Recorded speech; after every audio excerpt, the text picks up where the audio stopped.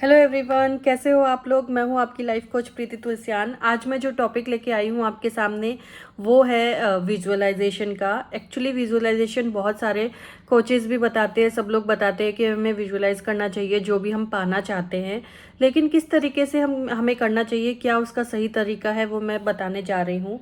Actually अगर आपको पता हो तो विराट कोहली जो है, जो क्रिकेटर है, वो उसने एक इंटरव्यू में बोला था कि जब भी वो कुछ नया मैच खेलने जाता है तो वो उससे पहली वाली रात को विजुलाइज करता है कि किस तरीके से मैं खेलूंगा, कहाँ पे क्या करूंगा, कैसे मुझे सिक्सर लगाने हैं, फोर लगाने हैं, कितना मुझे बनाने हैं रन्स, इस तरीके से वो विजुलाइज करता था। ठीक है। तो ये इतना मतलब डिफ़िकल्ट नहीं होता है जितना आपको लगता है कि विजुलाइज करके हम कैसे मैनिफेस्ट करें। ये बहुत ही ईजी मेथड है। दिन में सिर्फ आपको 5 मिनट देने हैं इसको और आप कोई भी चीज़ को मैनिफेस्ट कर सकते हैं इतना एफर्टलेसली कि आप सोच भी नहीं सकते। सिर्फ आपको इमेजिन करना है चीज़ों को।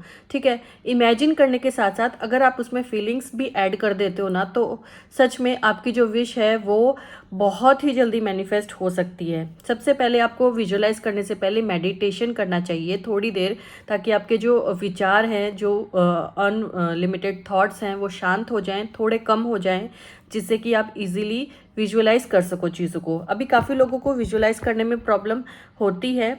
क्यों होती है? क्योंकि काफ़ी लोग क्या होते हैं, सो जाते हैं विजुअलाइज करते करते, या फिर सही तरीके से विजुअलाइज नहीं कर पाते हैं। तो आप एक काम ये कर सकते हैं कि विजुअलाइज करने से पहले जो भी आपके विश से रिलेटेड जो भी चीज़ आप चाहते हो, फॉर एग्जांपल अगर आप एक घर मैनिफेस्ट करना चाहते हो या फिर एक आपकी ड्रीम जॉब है उसको मैनिफेस्ट करना चाहते हो, तो सबसे पहले आपको उसको डिटेल में लिखना है। ठीक है।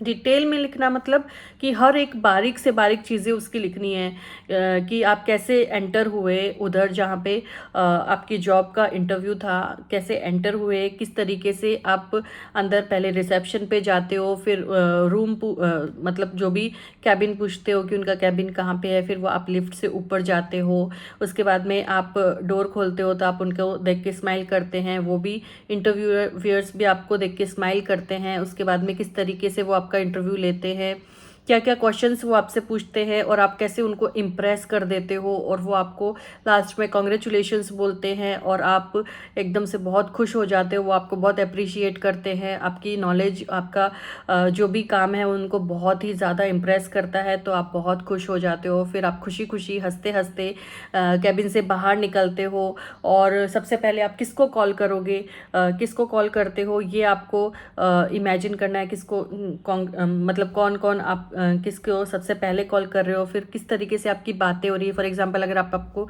आपके पेरेंट्स को कॉल कर रहे हो, आपकी मम्मी को कॉल कर रहे हो, तो किस तरीके की आपकी फीलिंग होगी। आपको रोना आएगा, आपको खुशी भी होगी, साथ साथ में रोना भी आएगा कि आपकी ड्रीम जॉब लग गई है और आपका मैनिफेस्टेशन पूरा हो गया है, मैंने ड्रीम जॉब हासिल कर ली है। कैसे अपना ड्रीम अगर कोई पूरा होता है तो हम किस तरीके से बिहेव करते हैं, क्या हमारे इमोशंस होते हैं, वो सभी आपको जनरेट करने हैं उसमें, कि किस तरीके से आप रो रहे हो हंसी के साथ साथ, और आपकी मम्मी बहुत खुश हो रही है, आपको बधाइयाँ दे रही है, आपको ब्लेसिंग्स दे रही है कि आप ऐसे ही लाइफ में आगे बढ़ते रहो, कॉन्ग्रेचुलेशंस दे रही है, कर रही है आपको। फिर आपके फ्रेंड्स के कॉल आने स्टार्ट हो गए हैं, आपको सब लोग बहुत कॉन्ग्रेचुलेट कर रहे हैं। फिर आपको घर पे जाने के बाद में आप मिठाई का डब्बा साथ में लेके गए हो और सबको मिठाई दे रहे हो। आपका बेटा अगर है, बच्चे अगर है, तो वो बहुत खुश हो रहे हैं। आपके इन लॉज है, अगर स्पाउस है तो बहुत खुश हो रहे हैं और आपको कॉन्ग्रेचुलेट कर रहे हैं, आप उनसे गले लग रहे हो। इस तरीके से पूरी डिटेलिंग आपको लिखनी है। ठीक है। मैंने पूरा डिटेल आपको बता दिया है। आप ये भी यूज़ कर सकते हो और आपकी अपनी भी स्टोरी यूज़ कर सकते हो कि आपने क्या क्या आप करोगे। हर एक माइन्यूट चीज़ों को आप ऐड करिए। ठीक है। फीलिंग्स को ऐड करना ज़रूरी है। आपको पेरेंट्स उस टाइम पे आपको फीलिंग आएगी जब आप अपनी मम्मी से बात करोगे, तो वो फीलिंग आपको महसूस होनी चाहिए कि हाँ, मैं उनसे बातें कर रहा हूँ और वो इतनी खुश हो रही हैं कि उनकी आंखों में भी आंसू हैं, मेरे आंखों में भी आंसू हैं। इस टाइप से आप फील करो हर एक चीज़ को। आप हग कर रहे हो अगर किसी फैमिली मेम्बर को, तो फील करो कि हाँ, उनको हक कर रहे हो, आपको बहुत खुशी हो रही है, आपका सपना पूरा हो गया है, आप खुशी से झूम रहे हो, उछल रहे हो, जंप कर रहे हो। इस टाइप से आप अपने ड्रीम को विजुअलाइज करिए।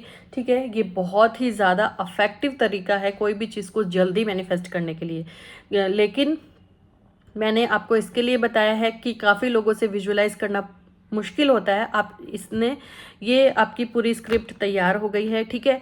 अब आप उस स्क्रिप्ट को बहुत ज़ोर ज़ोर से पढ़ लीजिए 2-3 बार, वो आपके दिमाग में बैठ जाएगी, ठीक है। उसके बाद में आप उसको विजुअलाइज कीजिए। मैं सही बता रही हूँ, जैसे जैसे आपने लिखा है वैसे वैसे विजुअलाइज होगा आपको, और आपको बहुत ही मैजिकल रिजल्ट्स मिलेंगे, साथ में फीलिंग्स बहुत ज़्यादा आएंगी अगर आप ये तरीका यूज़ करते हो तो, क्योंकि ये बहुत इफेक्टिव तरीका है। मुझसे भी विजुअलाइजेशन नहीं होता था, इसके लिए मैं ये टेक्निक अप्लाई करती थी। पहले लिखती थी हर एक चीज़ को और उसको पढ़ती थी 2-3 बार ताकि वो अपने मेरे माइंड में बैठ जाए। उसके बाद में उसको विजुअलाइज करती थी। विजुअलाइज करने से पहले मेडिटेशन करिए 2-3 मिनट का, डीप ब्रीदिंग करिए और उसके बाद में विजुअलाइज करिए।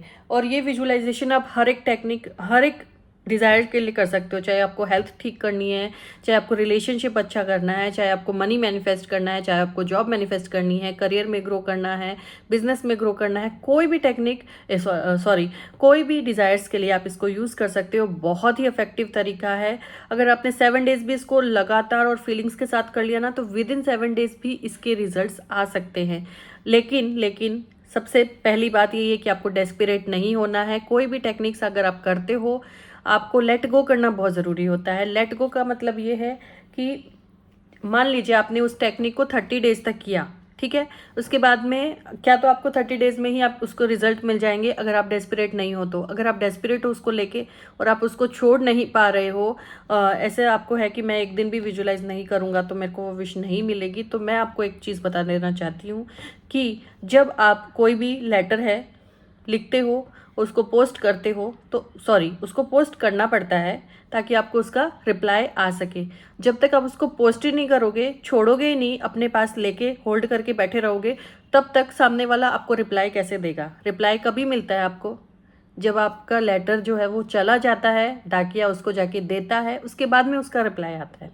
फॉर एग्जाम्पल, मैसेज टाइप करके बैठे हो आप फ़ोन में, ठीक है, लेकिन आप उसको भेज नहीं रहे हो आगे, सिर्फ टाइप करके रखा आपने। आप सोच रहे हो कि मैं भेजूंगा तो वो मेरे से चला जाएगा, तो आपसे जाएगा, लेकिन उसके पास तो पहुंचेगा ना जब आपसे जाएगा।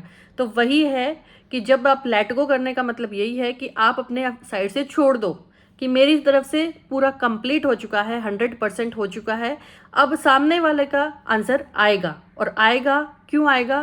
क्योंकि कोई भी अमेज़ोन है, मिंत्रा है, सभी पे ऑर्डर करने के बाद में आता ही है, तो आएगा। क्योंकि आपको ट्रस्ट करना है उस प्रोसेस पे, ट्रस्ट करना है अपने यूनिवर्स पे, अपने भगवान पे, कि मैंने अपना काम कर दिया है। कर्म करते जा, फल की इच्छा मत कर। तो अपना कर्म करो, फल की इच्छा मत करो, क्योंकि फल देना उसके हाथ में है, ठीक है। तो आप ये टेक्निक करिए और 100% इसके रिजल्ट्स मिलेंगे आपको अगर आप डेस्परेट नहीं होगे। अभी किसी ने मुझे पूछा था मैसेज में कि मैम मेरे एग्ज़ाम चल रहे हैं, लेकिन मैं एसपी को नहीं, मुझे ऐसे लग रहा है कि एसपी मुझसे दूर ना चला जाए, क्योंकि मेरे एग्ज़ाम चल रहे हैं, तो मुझे ऐसे लगता है कि मेरे एग्ज़ाम तक वो मेरा वेट करे। तो आप चाहते हो कि कोई इंसान आपका वेट करे, तो आपको उसको अंदर से लेट गो करना होगा। आपको सोचना होगा कि वो मेरा ही है, और वो मेरा है तो वो कहीं पे भी नहीं जाने वाला है, वो मेरे पास ही रहेगा। अगर आपका नहीं है वो, तो वो चला जाएगा। लेकिन अगर आपका है, आपका प्यार सच्चा है, और आप खुद पे वर्क करिए, और आप फील करिए, ट्रस्ट करिए यूनिवर्स पे कि वो मेरा ही है, ठीक है। तो आपको ट्रस्ट करना, लेट गो करना बहुत ज़रूरी है, और सरेंडर करना यूनिवर्स को बहुत ज़्यादा ज़रूरी है। जब सरेंडर करोगे तो सारे काम आपके एफर्टलेसली हो जाएंगे। Thank you.